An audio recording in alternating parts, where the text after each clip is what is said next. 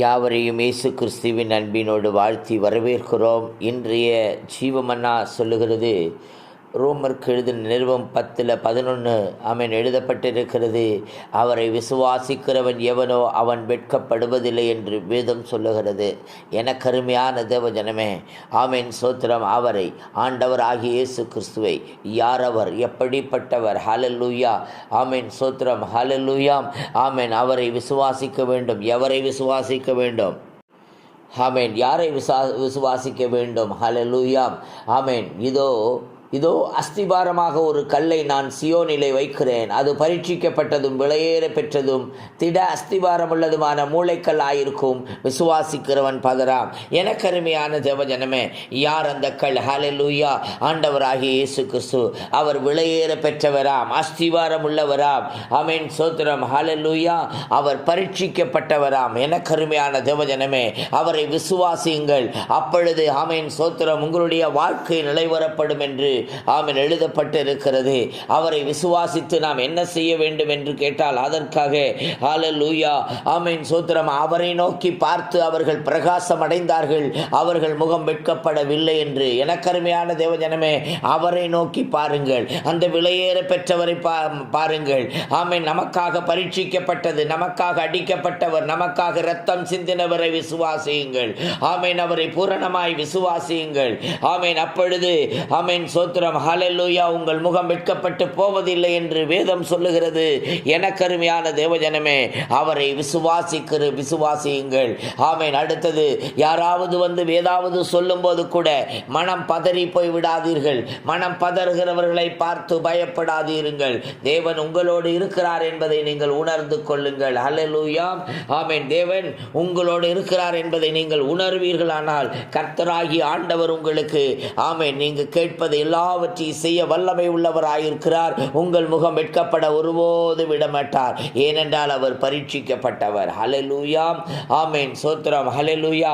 அடுத்தது நாம் என்ன செய்ய வேண்டும் என்றால், ஹல்லேலூயா, ஆமென், கர்த்தராகிய இயேசுவை நீ உன் வாயினால் அறிக்கையிட்டு தேவன் அவரை மரித்தோரிலிருந்து எழுப்பினார் என்று உன் இருதயத்திலே விசுவாசித்தால் ரட்சிக்கப்படுவாய். எனக்கு அருமையான தேவஜனமே, நீங்கள் அறிக்கையிடுங்கள். ஒவ்வொரு நாளும் அறிக்கையிடுகிற பிள்ளைகளாயிருங்கள்.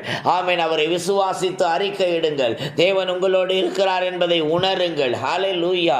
எனக்காக ஒருவர் மரித்தார், எனக்காக ஒருவர் ரத்தம் சிந்தினார் என்று அந்த உணர்வோடு கூட நீங்கள் அறிக்கை செய்வீர்களானால் ஆமென் சோத்திரம், உங்கள் முகம் வெட்கப்பட்டு போவதில்லை. ஹல்லேலூயா, ஆமென். அதற்கு நீங்கள் உதாரணமாய் வேதத்தில் பார்க்க வேண்டுமானால் ஆமென் சோத்திரம், ஹல்லேலூயா, ஆமென், ஆமென். ஒரு ஓமையை பார்க்கும் பொழுது ஆமென் மார்க்கு ஆமென் சுவிசேஷ புஸ்தகத்தில் எழுதப்பட்டிருக்கிறது. ஒரு ஆமென் தேவாலய தலைவன் ஆமென் அவருடைய மகளுக்கு சுகமில்லை, மரண அவஸ்தைப்படுகிறாள் என்று சொல்லி அவரை வீட்டுக்கு அழைக்கிறார். வரும் பொழுது சில காரணங்களால் தாமதிக்கப்படும் போது ஆமென் அந்த ஆலய தலைவன் வீட்டிலிருந்து ஒரு செய்தி வருகிறது. என்ன வருகிறது தெரியுமா?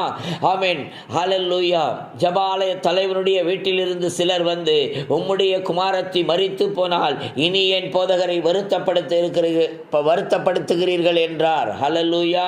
அதற்கு ஆமென் அவர்கள் சொன்ன வார்த்தையை இயேசு கேட்டவுடனே ஜெபாலய தலைவனை நோக்கி, பயப்படாதே, விசுவாசம் உள்ளவனாய் இரு என்று சொன்னார். ஹல்லேலூயா. அந்த ஜெபாலய தலைவன் விசுவாசத்தை விட்டு விலகவில்லை. அந்த விசுவாசத்தில் நிலைத்திருந்தார். ஹல்லேலூயா, நிலைத்திருந்தார். ஹல்லேலூயா. அப்பொழுது இயேசுவானவர் உள்ளே பிரவேசிக்கிறார். ஏன் சந்தடி பண்ணி அழுது கொண்டிருக்கிறீர்கள்? அவள் மகள் மரிக்கவில்லை, அவள் தூக்கமாய் நித்திரையாய் இருக்கிறாள் என்று சொன்னார். அல்லேலூயா. அதை கேட்டவுடனே எல்லாரும் நகைத்தார்கள், சிரித்தார்கள். எனக்கருமையான தேவஜனமே, ஆமென், உள்ளே நுழைந்து பிள்ளையின் கையை பிடித்து தலித்தாகிமே என்று சிறு பிள்ளை எழுந்திரு என்றார். அந்த பெண் எழுந்திருந்தார். எனக்கருமையான தேவஜனமே, விசுவாசியுங்கள். இன்றைக்கு நம்மை பார்த்தும் சிலர் சிரிக்கலாம், நம்முடைய வேலைகளை செய்கைகளை பார்த்து சிரிக்கலாம். அதற்காக மனம் தளர்ந்து போகாதிருங்கள், விசுவாசத்தை விட்டு விலகாதீருங்கள். தேவனாகிய கர்த்தர் உங்களுக்குள்ள இருக்கிறார் என்ற உணர்வோடு கூட அவர் எனக்காக யாவையும் செய்து முடிக்கிறவர் என்று ஆமென் அறிக்கையிட்டு ஆமென் நீங்கள் ஜெபியுங்கள். எனக்கருமையான தேவஜனமே, அறிக்கையிடுகிற பிள்ளைகள், கர்த்தர் எனக்காக யாவையும் செய்து முடிப்பார். ஆமென். நீங்கள் விசுவாசத்தோடு அறிக்கை இடுவீர்களானால் ஆமென். ஆதியாம புஸ்தகத்தில் ஆபிரகாம் ஆபிரகாம் பேசுகிறார். ஆபிரகாம் மகனை ஆமேன் சோத்திரம் ஹல்லேலூயா பலியிடும்படி கொண்டு செல்லும் பொழுது மகன் கேட்கிறான், அப்பா ஆமேன் தந்தையே ஆமேன் விறகு இருக்கிறது, நெருப்பு இருக்கிறது, ஆனால் பலியிடுவதற்கு ஆட்டுக்குட்டி இல்லையே என்று கேட்கும் பொழுது அவர் விசுவாசத்தோடு ஒரு வார்த்தையை சொல்லுகிறார். அதை ஆண்டவர் பார்த்து கொள்வார். அல்லேலூயா ஆமேன் சோத்திரம். அதே போல அங்க நடந்தது. காரணம், அவன் தேவனுக்கு பயந்து நடங்குகிறவனாயிருந்தான்.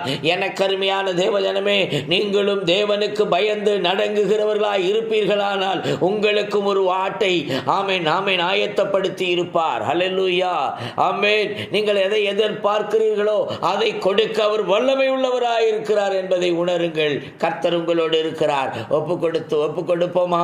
பரிசுத்தமுள்ள நல்ல பிதாவே, யாரெல்லாம் உண்மையாய் அர்ப்பணிக்கிறார்களோ, நான் அறிக்கை செய்வேன், நான் விசுவாசிக்கிறேன் என்று ஒப்பு கொடுக்கிற ஒவ்வொரு உள்ளத்தை கண்ணோக்கி பார்ப்பீராக.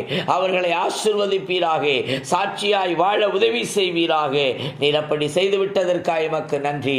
இயேசு கிறிஸ்துவின் நாமத்தில் பிதாவே. ஆமென் ஆமென். God bless you all.